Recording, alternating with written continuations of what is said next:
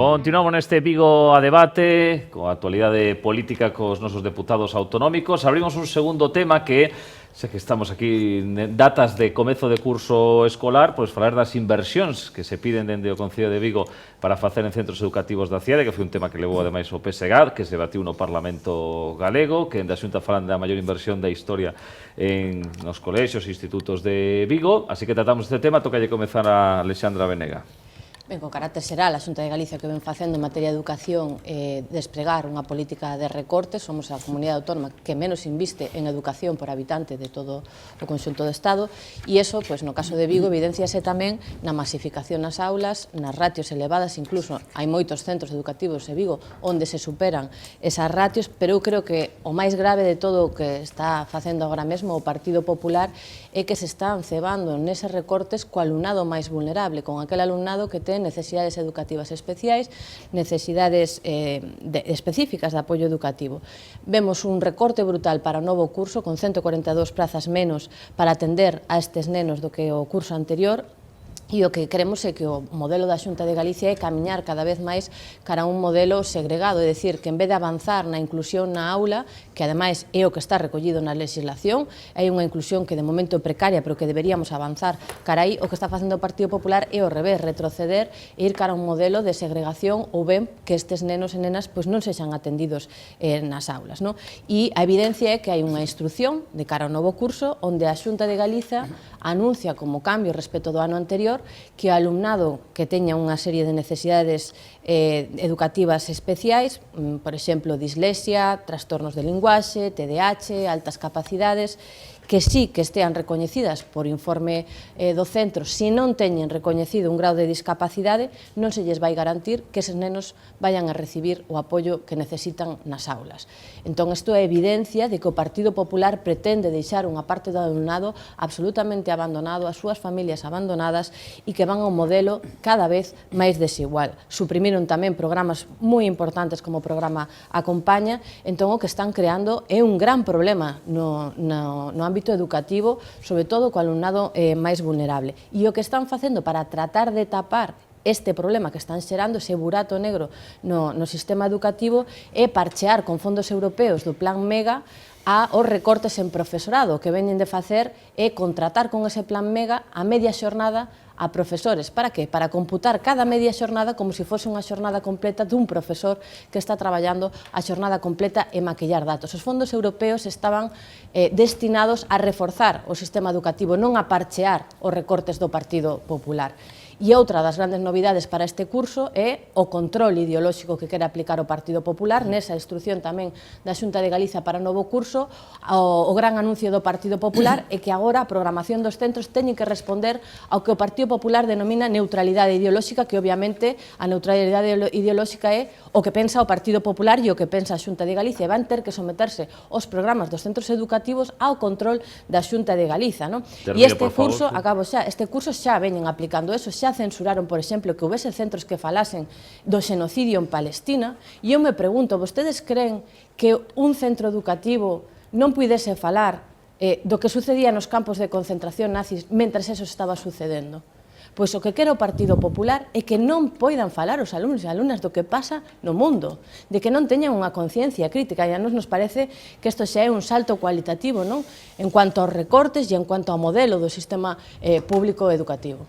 Elena Espinosa, PSDG. Bueno, efectivamente, co tema da educación estamos sufrindo dúas cousas. Primeiro, falta de inversións nos colexios e, por outra parte, falta de profesorado. A nivel xeral, eu centraría, efectivamente, a falta de profesorado, sobre todo, do profesorado de apoio, profesorado especializado de apoio. Pero por que levamos ao Parlamento esa pregunta? Primeiro, porque a nós se dirixen os centros pedíndonos que intercedamos moitas veces ante a Xunta de Galicia para levar a cabo determinadas inversións que necesitan. E para que quede moi clariño, e antes de que o señor Fidalgo lle bota culpa, non sei a quen, si tamén ao Goberno de España ou ao Concello, quero decir que en temas de educación son competencia tamén exclusiva da Xunta de Galicia. O recolle o artigo 31 do Estatuto, pero tamén no ano 82, estamos falando xa dun lonxano ano 82, foron traspasados as competencias á Comunidade Autónoma de Galicia. E que nos piden os centros escolares? Bueno, pois os centros escolares nos piden desde cambio das cubertas, que están con fibrocemento, que moitas teñen amianto, nos piden, por exemplo, cobertura dos patios dos colexios, nos piden que se cambien os aseos, o sea, nos piden un montón de necesidades. Por qué? Porque moitas veces, cando acuden á Xunta de Galicia, a Xunta de Galicia lle di vai falar co Concello que xa cho arregla el. Entonces, veñen a nós e nos recollemos en concreto, e perdonen que vou a ler para que non se me olvide ningún, demandas do Josefa Alonso, do Fonte Oscura, do Valle Inclán, do Otero Pedrallo, do Saladino Cortizo, do Mestres de Goldar, do Escultor Acuña, do Seis do Nadal, do Santa Tegra, de Paraixal, de Carrasqueira, de San Salvador e de Dr. Fleming. Pero tamén sabemos que existen moitas máis demandas que remitiron directamente á Xunta de Galicia e simplemente lle pedimos que as fagan e que as leven a cabo porque son as súas competencias. E estos que chegaron a nós, os técnicos do Concello se evaluaron, falaron de 36 millóns de euros e eso foi o que trasladamos ao Parlamento, pero non quero ceñilo a estos, insisto, a Xunta sabe, a Consellería sabe que hai máis centros que demandan isto. Por lo tanto, que pedimos? Pedimos que se escoite a comunidade educativa, que se escoite e que se lle dé resposta ás necesidades. E cambiando un pouco de profesorado, vou falar tamén, pero brevemente. Sí, dun tema concreto, un tema moi puntual e profundizaremos, se queren, na segunda parte. Tuvemos un exemplo claro aquí que foi o IES de Valadares. Tivo que dimitir toda a xunta directiva para que a xente lle puxera profesores de apoio. Cando estamos falando de un colexio que ten aulas con 1/3 de nenos con algún problema.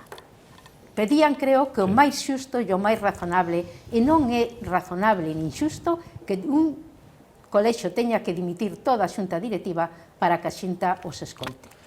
Miguel Fidalgo, Pepe. Ben, bueno, pois ante estes discursos un pouco demagóxicos, catastrofistas, de que hai masificación nas aulas, de que non se pode falar de Palestina, de que non hai profesores de apoio, de, bueno, todo isto tan mal, eu quero, pois, romper unha lanza polo traballo que se está facendo desde a Xunta de Galicia respecto á educación. Miren, o presupuesto, o orzamento da Xunta de Galicia, do Goberno de Galicia, son máis ou menos 12.000 millóns de euros. Máis de 5.000 desos 12.000 van, lóxicamente, á sanidade pública galega, que para min é das mellores de España e do mundo. É o hospital que temos tamén en Vigo. Despois, deses máis de 5.000, pois 3.000 millóns de euros van á educación. E por eso Galicia é un referente da calidade da educación e despois da gratuidade na educación, desde os 0 anos, das escolas infantís, ata terminar a ciclo universitario, todo ese ciclo dun rapaz ou rapaza que empeza con 0 anos ata que termina con 22, 23 anos, toda esa educación é absolutamente gratuita. E iso non o hai en ningunha outra comunidade española. Punto primeiro.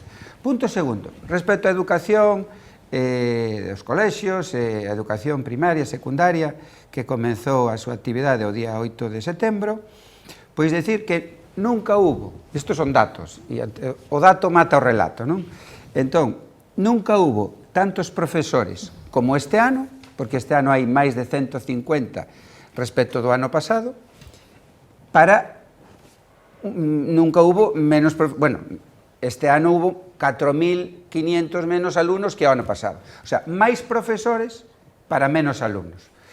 Por exemplo, entonces, non se pode falar de masificación nas aulas. Galicia ten un ratio profesor-alumno de 9,9. 9,9 alumnos por profesor, frente á media nacional que é 11,3. E ademais melloramos os datos da media nacional en todas as etapas educativas. Entonces son datos. En Vigo hai 74 colexios públicos dependentes da Consellería e 56 colexios concertados. Son 130 colexios. E en Vigo, pois, tamén se está facendo un esforzo a nivel profesorado, non teño os datos específicos de Vigo, pero, por exemplo, en Galicia hai 31.756 profesores. Todo o mundo sabe que estes anos, o ano pasado, este ano, o ano anterior, a Xunta de Galicia está facendo un esforzo por facer oposicións a profesores. Hai moitas oposicións e moitos novos profesores se están incorporando. Neste último ano, deses novos profesores, hai 10.320 profesores novos que se están incorporando. Porque estamos facendo os deberes. E desos 31.700 hai casi 500 profesores de apoio ou refuerzo. O sea, que somos unha comunidade autónoma que está liderando a educación en todos os niveles, tanto en recursos, en axudas, etc. Axudas. Aquí, por exemplo, en Vigo, había unha axuda para comprar material, que, como agora non hai eleccións, temos os impuestos máis altos de Europa e de España, a basura, a circulación, o IBI, pero esa axuda que se lle daba ás familias de 205 euros desapareceu. Pola contra, a Xunta de Galicia subiu un 25% as axudas. Despois podemos falar tamén deso, do que ten que facer cada cal. Veña, pois entramos na quenda de réplica. Alexandra Benegá.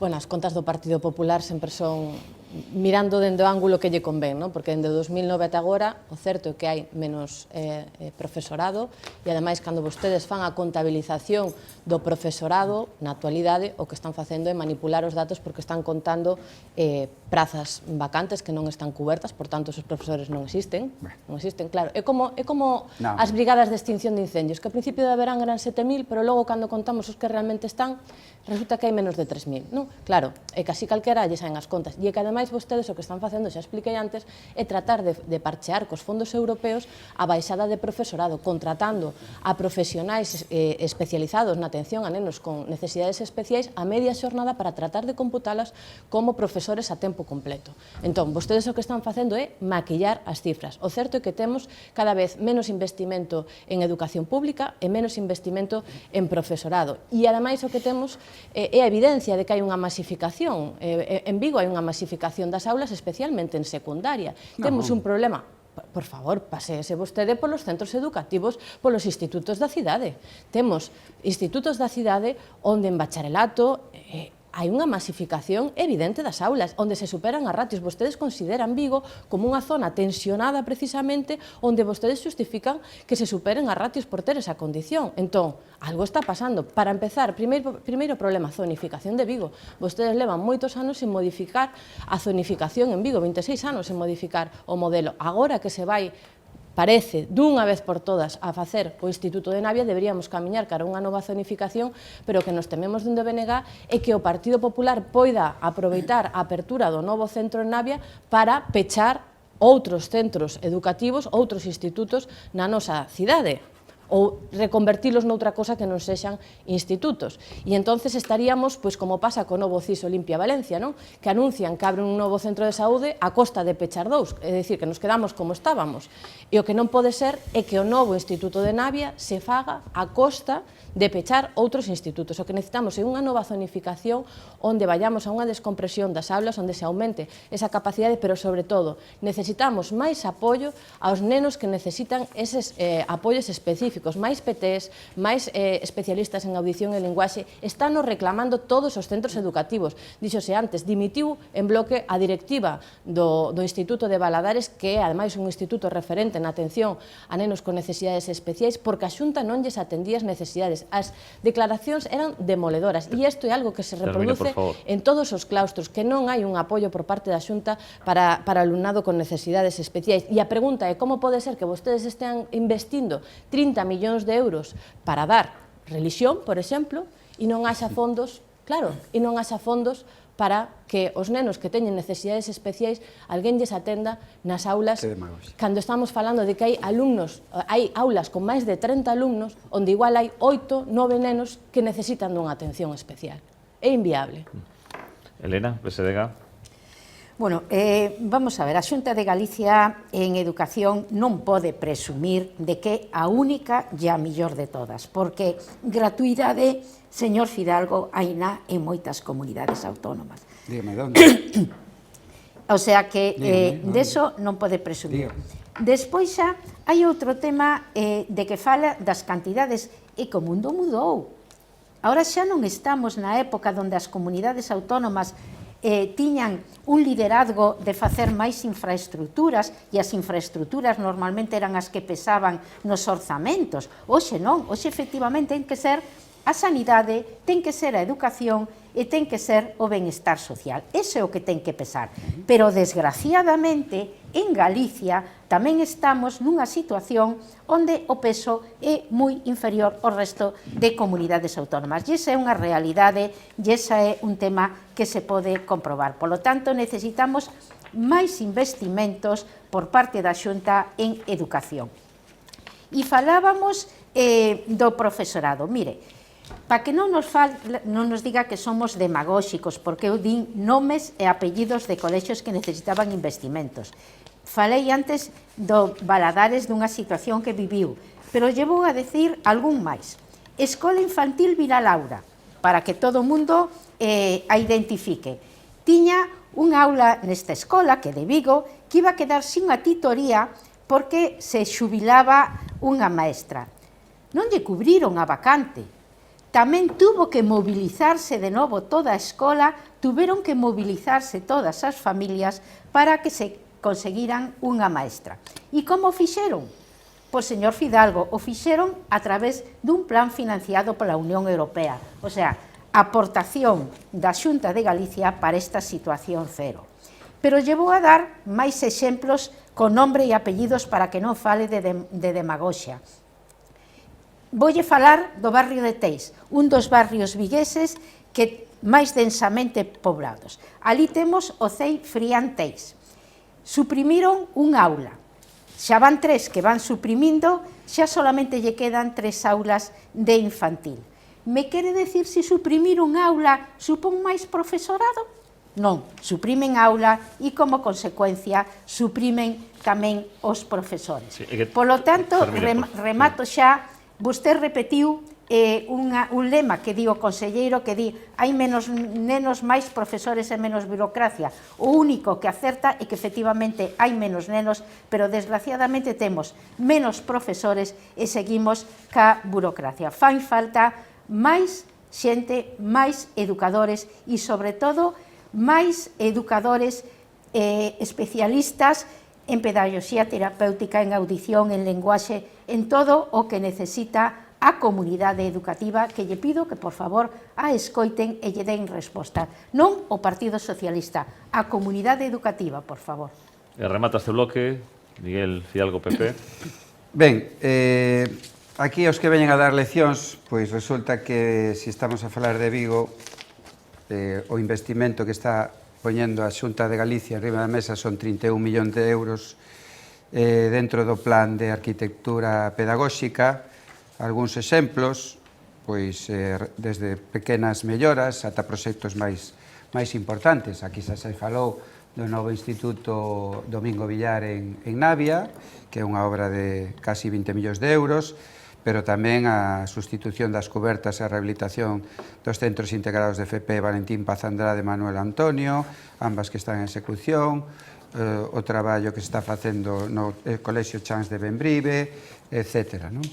31 millóns de euros que está invertindo a Xunta de Galicia este ano, e máis de 300 millóns de euros que invirte a Xunta de Galicia este ano en Vigo, en todo o que ten que ver, non só, claro, cos investimentos, sino tamén cos concertos, co profesorado, etc. O sea, que a Xunta de Galicia gasta ou inviste en Vigo máis de 300 millóns de euros o ano en educación. E pola contra, o Concello de Vigo, pois non lle escoitamos falar nada cando hai meses que ata 20 colexios estaban sen vedeis e ese servicio acabou privatizado, ou os problemas de limpieza e mantenimento das escolas que son responsabilidade municipal, esa retirada da axuda de libros do alcalde, que daba ás familias 205 euros, mentras a Xunta aumentou as axudas un 25%, incluso con deduccións fiscais, etc. E falan de apoiar o profesorado, pero, por exemplo, o Partido Socialista en xuño presentou no Concello unha moción para votar ao profesorado do CEIP Virxe do Rocío, e xa antes fixeron o mesmo co Instituto Municipal do Chouzo. Por iso que unhas cousas é falar e outra cousa é facer, e o que está facendo a Xunta de Galicia é pois comprometerse coa súa responsabilidade, é evidente, a responsabilidade da educación é da Xunta de Galicia e a estarse sendo. Pode haber cousas que a mellorar? Pois seguramente sí, todo é mellorable, e hai pequenos problemas que sempre ao final encontran unha solución, pero nós buscamos solucións aos problemas e a oposición o que lle busca son problemas a solucións. Quédanos menos de 10 minutos, pero quería abrir o último tema que traemos para o día de hoxe, que é o impacto da marcha de Ryanair, non só de Peinador, senón tamén de Santiago de Compostela, e o futuro do noso aeroporto, porque a partir do vindeiro ano quedase agora mesmo só con 4 destinos. Así que toca comezar este bloque ao PSDG Elena Espinosa. Bueno, vou intentar ser rápida, pero primeiro quixera un pouco explicar que efectivamente a compañía Ryanair tiña ou ten un contrato co Concello de Vigo, e ese contrato consistía en realizar determinados voos, sobre todo na ruta Londres-Vigo ou Vigo-Londres, e facer publicidade vinculada ca potenciación do turismo da nosa cidade. A compañía Ryanair incumpliu e xa no mes de xaneiro se lle abriu un expediente, se sancionou con 17.414 euros. Con posterioridade volveu a incumplir e se volveu a sancionar con 50.000 euros. Polo tanto, a decisión que ten adoptado o Concello de Vigo nestes momentos é que, independientemente do anuncio que fixo a compañía Ryanair, non vai a apoiar un novo contrato por incumplimento desta compañía. Pero que está sucedendo realmente? Que, bueno, que en Vigo reconocemos que estábamos apoiando a esta compañía e o facíamos desde o Concello. A compañía se vai de Galicia por unha razón moi importante, porque a Xunta deixa tamén de financiar a Ryanair no aeroporto de Santiago. Pero nos preocupa a marcha de, vou ir moi rápida, nos preocupa a marcha de Ryanair, non nos preocupa realmente en Vigo. Por que non nos preocupa? Porque hoxe que simplemente con un anuncio que fixo a compañía xa temos a outra compañía como é Vueling que absorbeu xa un tercio do potencial tráfico que facía esta compañía. E por que non nos preocupa? Porque en Vigo existe demanda, existía unha demanda vinculada á actividade lóxica da cidade e hoxe temos unha demanda adicional vinculada polo turismo. Polo tanto, vamos a ter quen sustituya a Ryanair nesa marcha, porque as compañías vendrán e veñen donde hai demanda. E remato volvendo un pouco ao punto anterior para decirlle, señor Fidalgo, dos libros do Concello foi un tema excepcional vinculado cunha situación da pandemia, e así se recolle en todo estudio económico que acompaña por o impacto da renta a esas axudas que se fixeron. Eu creo que foi pola inflación, pero bueno. E lle digo, bueno, estudio económico que acompaña, ten a posibilidade de acceder del, polo tanto, non ten nada que ver ca selección, senón cunha situación. E o plan de arquitectura, lle digo, que se recollía nese plan de arquitectura da Xunta? Que había que cubrir os patios do colexio. Cantos cubriu a Xunta? 0, señor Fidalgo. Cantos cubriu o Concello de Vigo? 10, señor Fidalgo. Esa é a realidade. Eu lle digo que defenda siquera a Xunta, pero que non minta, que nos está escoitando moita xente. Miguel Fidalgo, Pepe. Ben, a política de Abel Caballero, porque eu quero falar en primeira persoa. Aquí é un fracaso absoluto na xestión do aeropuerto de Peinador de Abel Caballero. Leva 18 anos de alcalde, se encheu a boca de decir que iba a arreglar e que isto iba a ser o centro do mundo, Peinador. Isto empezou mal, porque cando empezaron PSOE e BNG, porque aquí hubo un bipartito 2007-2011, despois romperon, 2013, chegou 2 anos máis, na segunda legislatura estuveron 2 anos.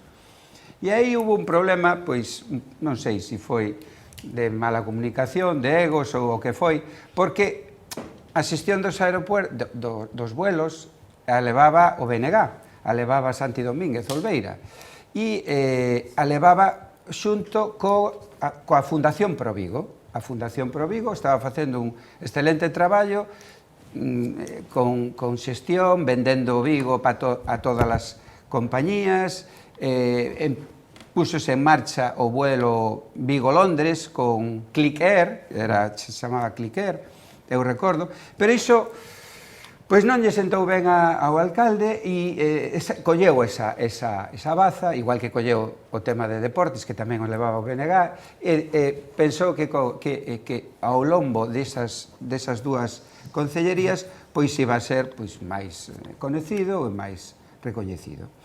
Bueno, e se creou un comité de rutas cando estaba o Partido Socialista gobernando en Coruña, en Santiago, en Vigo, cando estaba Pepe Blanco de ministro de Fomento, porque isto ven de atrás, non? Pero non... Estás fiando moito mellor que date un minuto, Ryanair, si queredes... Bueno, pois, falamos de Ryanair.